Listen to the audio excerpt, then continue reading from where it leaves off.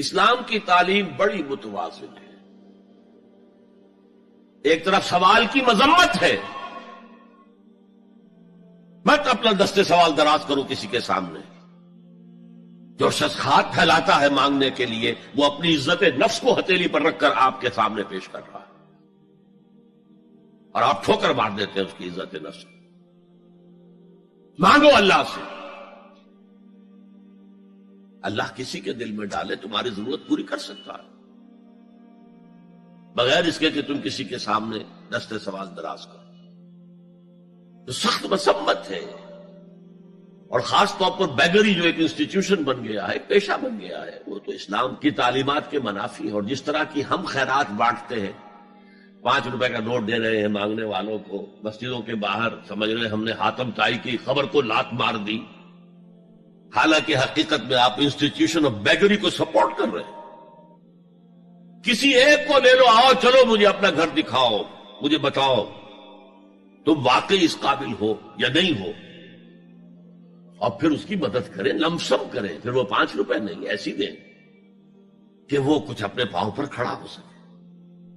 میں نے 1 روپیہ نہیں کہا کہ 1 روپیہ تو اب کوئی شے نہیں رہی، لیکن یہ کہ 5 روپے کا نوٹ بھی آپ نے تقسیم کرنے شروع کر دیے، یہ کیا ہے؟ وَالسَّائِلِينَ وَفِي الرِّقَابِ. لیکن دوسری طرف سائل کو جھڑکنا نہیں ہے. اما السائل فلا تنہر، جھڑکو نہیں. اچھا بھائی نہیں، معاف کرو، میرے پاس اس وقت آپ کی مدد کے لیے کچھ نہیں ہے، میں کچھ نہیں کر سکتا. تو ان دونوں کے درمیان اصل میں معاملہ ہونا چاہیے. بلکہ یہاں تک بھی فرمایا سائل کو ضرور دو، چاہے وہ گھوڑے پر سوار ہو کر تمہارے دروازے پہ آیا. کیا پتا اس کی واقعی الجھن کیا ہے. تو سوال کی مذمت اور سائل کو جھڑکنے کی ممانعت. حتی الامکان خالی ہاتھ نہ لوٹاؤ. اس نے اپنی عزت نفس اپنی ہتھیلی پر رکھ کر تمہاری سامنے پیش کر دیا، اسے ٹھوکر نہ مارو. لیکن جیسا کہ میں نے عرض کیا، یہ انسٹیٹیوشن آف بیگری جو ہے یہ ایک علیحدہ شے ہے، بالکل اس کا اس سے کوئی تعلق نہ سمجھیے. وفی الرقاب، رقاب جمع ہے رقبہ، گردن. فک رقبۃ او اطعام فی یوم ذی مسغبۃ یتیما ذا مقربۃ او مسکینا ذا متربہ. فک رقبۃ، کسی کی گردن چھڑا دینا. اس وقت سب سے بڑی ایپلیکیشن اس کی تھی غلاموں کو، کنیزوں کو اپنے پیسے سے خرید کر آزاد کر دینا. بہت بڑی نیکی، بہت بڑی نیکی. اور حضرت ابو بکر رضی اللہ تعالیٰ عنہ کے دفتر فضائل میں سب سے اونچا کام یہ ہے کہ جن غلاموں کو اور جن کنیزوں کو ستایا جا رہا تھا، دیئر اونرز، دیئر ماسٹرز، ان کے آقا کو حق حاصل تھا، جو چاہے کریں ان کے ساتھ. قتل کرنے کوئی پوچھنے والا نہیں ہے. میں پہلے بھی عرض کر چکا ہوں، میری ملکیت ہے، جیسے میری بکری میری ملکیت ہے، میں نے اس کو ذبح کیا، گوشت کھا لیا، تم کون ہوتے ہو پوچھنے والے؟ میرا غلام تھا، میں نے قتل کر دیا، تم کون ہو پوچھنے والے؟ ان کو حضرت ابو بکر نے خرید کر آزاد کیا اور منہ مانگے دام دیے. حضرت بلال کے لیے امیہ ابن خلف نے اتنی بڑی رقم مانگی، حضرت ابو بکر نے کہا ٹھیک ہے لو. باپ نے کہا بھی ابو قحافہ نے، ابو بکر کو کوئی غلام خریدنا ہی تھا تو کوئی طاقتور آدمی جو کام آ سکے کہیں، اس کو خریدنا چاہیے. مجھے کیا پتا ابو بکر کس لیے خرید رہا اور کس کے لیے خرید رہا. آج کے دور میں اس کی اپلیکیشن ہوگی. کوئی شخص جو ہے اگر قرض میں اس طرح جکڑا جائے کہ لاکھ ہاتھ پاؤں مارے نکل نہیں سکتا، اس کو کوئی لمپ سم مدد دے کر اس قابل کیا جائے کہ وہ پھر اپنے پاؤں پر کھڑا ہو جائے. یہ نہیں کہ اسے آپ ہر مہینے کچھ رقم دیتے رہے مینٹیننس کے لیے، نہیں. اس سے تو وہ اسی پوزیشن میں رہے گا. یہ بعض مائنورٹی کمیونٹیز کے اندر یہ معاملہ موجود ہے. کوئی بھائی اگر گر گیا ہے کاروبار میں تو اس کی پھر ایسی مدد کی جائے کہ وہ پھر آپ کی صف میں آ کر کھڑا ہو جائے. Respectable members of your community وہ اس شکل میں پہنچ جائے. یہ بھی فک و رقبۃ اس کی ذیل میں آج کل آئے گا. اب اس کے بعد آیا وَأَقَامَ الصَّلَاةَ وَآتَ الزَّكَاةَ. یہ دو کیا ہیں؟ یہ عبادات کی شکل میں دو ستون ہیں جو ان دو چیزوں کو سپورٹ کرتے ہیں جو اب تک بیان ہوئی ہیں. ایمان کو تازہ رکھنے کے لیے نماز قائم کرو. ہر نماز ایمان کی تجدید ہے. اقیم الصلاۃ لذکری، نماز قائم کرو میری یاد کے لیے. اپنا عہد اللہ کے ساتھ تازہ کرو. ایاک نعبد و ایاک نستعین، اے اللہ ہم تیری ہی بندگی کرتے ہیں اور کرتے رہیں گے، تجھ ہی سے مدد مانگتے ہیں اور مانگتے رہیں گے. اپنے اس عہد بندگی کو تازہ کرو، ایمان کو تازہ کرو. الحمدللہ رب العالمین الرحمن الرحیم. ایمان باللہ تازہ ہوا نا. مالک یوم الدین، ایمان بالآخرہ تازہ ہو گیا.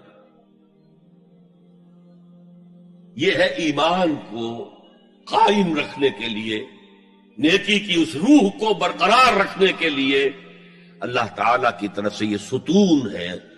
الصلاۃ عماد الدین، دین کا ستون ہے یہ نماز. اس بحث میں اس کا مقصد کیا ہے وہ میں نے بیان کر دیا. بعد میں کیوں آ رہا ہے؟ یعنی کہ اصل شے ہے ایمان، اور ایمان کو سپورٹ کرنے والا ستون ہے نماز. عملی نیکی میں اصل شے ہے ہمدردی، ہمدردی میں مال خرچ کرنا، اور اس کے لیے ستون ہے زکوٰۃ. کم سے کم یہ 2.5% تو نکالو. بوتل کا کارک تو کھل جائے،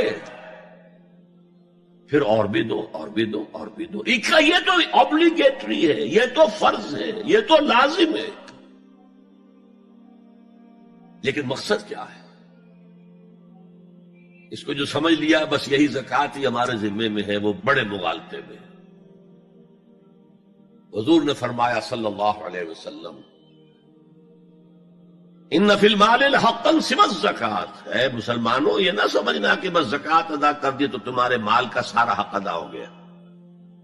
ان فی المال حقا سوى الزکوٰۃ، تمہارے اموال میں حق ہے اللہ کا، زکوٰۃ کے علاوہ بھی. اور پھر آپ نے یہ آیت پڑھی وَآتَ الْمَالَ عَلَىٰ حُبِّهِ ذَوِي الْقُرْبَىٰ وَالْيَتَامَىٰ وَالْمَسَاكِينَ وَابْنَ السَّبِيلِ وَالسَّائِلِينَ وَفِي الرِّقَابِ وَأَقَامَ الصَّلَاةَ وَآتَ الزَّكَاةَ. یہاں آتَ الزَّكَاةَ تو ہے ہی ہے، اس سے پہلے جو آ رہا ہے یہ سرپلس ہے، اس سے آگے کی بات ہے، یہ ایڈیشنل ہے. اسی لیے جب انفقوا انفقوا انفقوا انفقوا انفقوا کی جو تکرار ہوتی ہے قرآن مجید میں، تو ایک جگہ پھر سوال کیا صحابہ نے کتنا خرچ کرے حضور؟ فرمایا قل العفو، کہہ دو جو بھی ضرورت سے زائد دے ڈالو. Don't accumulate, don't retain any thing.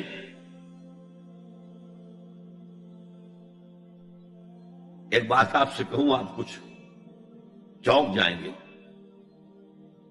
حضور نے کبھی زکوٰۃ دی؟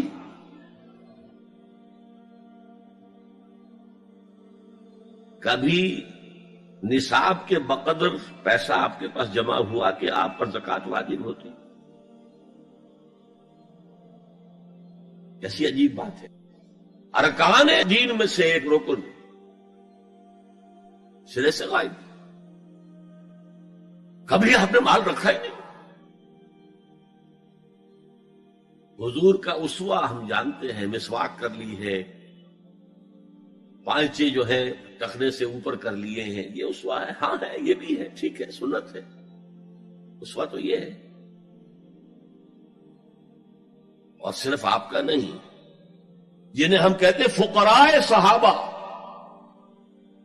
ابو ہریرہ، ابو ذر، سلمان فارسی، علی رضی اللہ تعالی عنہ اجمعین، یہ فقراء صحابہ میں سے تھے. کبھی کچھ نہیں رکھا اپنے پاس. میں نے بتایا تھا آپ کو شاید کہ حضرت علی کی جب شادی ہو رہی تھی حضرت فاطمہ سے، کوئی مکان تھا ہی نہیں، کہاں لے کے جائے؟ ایک انصاری نے ایک حجرہ دیا ہے اپنے مکان کا، اس میں حضرت فاطمہ ودا ہو کر گئی. He didn't have any home. ابو ذر وہ تو دوسری انتہا کو چلے گئے تھے. قانون یہی ہے، حلال سے کماؤ، اگر ایک حد سے آگے بڑھ جائے تو زکات دے دو، باقی تمہارے اختیار میں ہے، دینا چاہو دو، نہ دینا چاہو رکھو اپنے پاس. قانون اس سے زیادہ آپ کو پابند نہیں کرے گا. کبھی بھی آپ نے جبر نہیں کیا، ایمرجنسی میں بھی جبر نہیں کیا.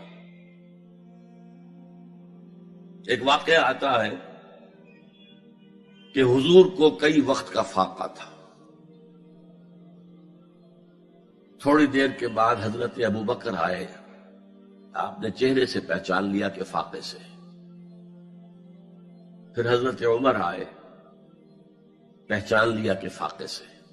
شاید حضور خود اپنے لیے نہ اٹھتے نہ جاتے، اپنے دونوں ساتھیوں کو لے کر ایک انصاری کے باغ میں پہنچ گئے. انصاری کی عید ہو گئی، فوراً لا کر اس نے کچھ کھجوریں کچھ انگوروں کے گوشے رکھے. اس کے بعد وہ دوڑا چھری لے کر کسی جانور کو ذبح کرنے کے لیے.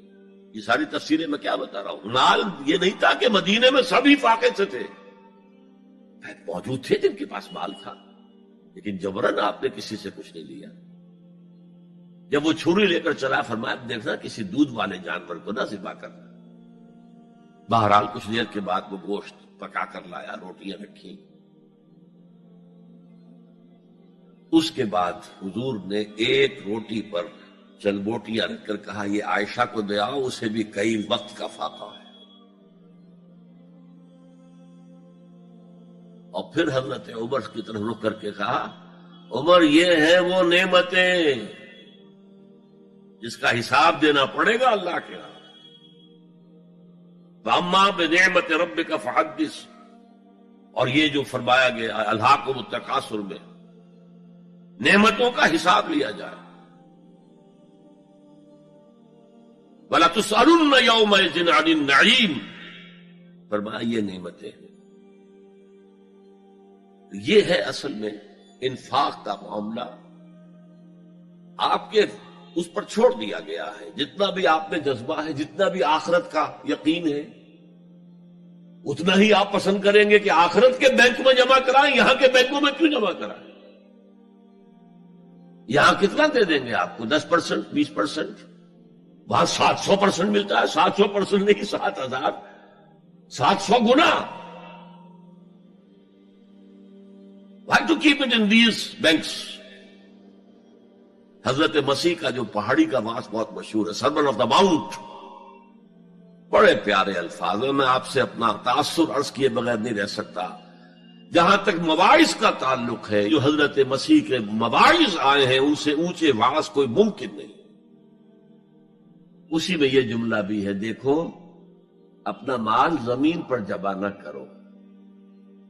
جہاں چوری بھی ہوتی ہے ڈاکہ بھی پڑتا ہے، کیڑا بھی خراب کرتا ہے. آسمان پر جمع کرو جہاں نہ چوری کا اندیشہ، نہ ڈاکے کا خوف، نہ کیڑا خراب کر سکے. اس لیے کہ میں تم سے سچ کہتا ہوں کہ جہاں تمہارا مال ہوگا وہیں تمہارا دل ہوگا. مال یہاں ہوگا تو دل اٹکا ہوا ہوگا، اور فرشتے اس طرح گھسیٹ کر کھینچیں گے آپ کی جان کو جیسے کہ سیخ پر سے کباب کھینچا جاتا ہے. اور اگر دل وہاں لگا ہوا ہے جس کے لاکھوں کروڑوں ڈالر سوئس بینکس میں جمع ہیں، اسے کہا جائے نکل جاؤ پاکستان سے، اسے کوئی تکلیف ہوگی؟ نکل جاؤ فلاں ملک سے، ملک بدل کرتے تمہیں کیا تکلیف؟ میرے بینک کے اندر پیسے ہیں. البتہ جس کا باہر کچھ نہ ہو اسے اگر یہ دی جائے سزا تو اس کی تو جان پر بن جائے گی.